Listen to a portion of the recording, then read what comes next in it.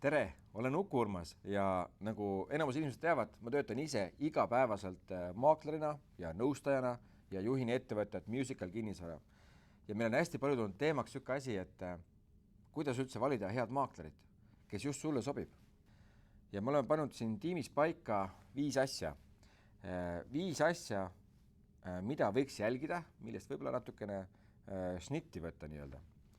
Ja esimene asi ongi see, et number 1 siis, et esimene asi on see, et küsi soovitusi, võta need inimesed sealt soovitustest, jälgi sotsiaalmeedias, kes on päriselt kogu aeg aktiivsed, kes aitavad inimesi, igapäevaselt sellega tegelevad, siis vali sealt välja mõned inimesed.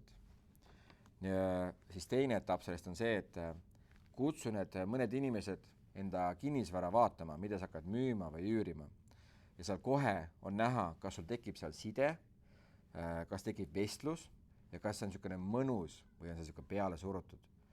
Peale surutus kindlasti ei ole hea asi. Siis number 3 ongi see, et teil tekib seal kohe sealt niisugune mõnus koostööside.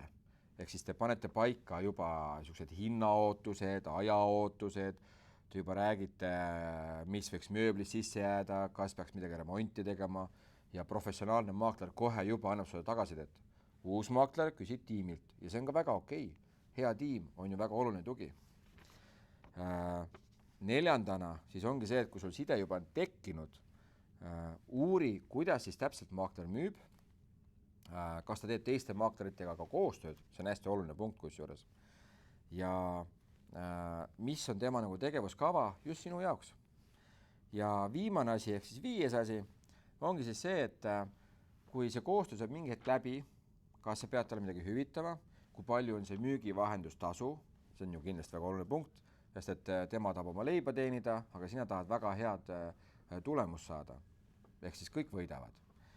Ja kokkuvõttes ongi see, et see tunnetus ja koostöö, just ongi tunnetus, on see, mis viib lõpuni ja hea tulemuseni. Sest et kui see maakler meeldib sulle, ta hea muljega, jätab sulle hea mulje, saab seda, et ta jätab hea mulje ka potentsiaalsete ostjatele. Ja nii lihtne see ongi. Keerulist see ei ole, hea tunnetus on oluline.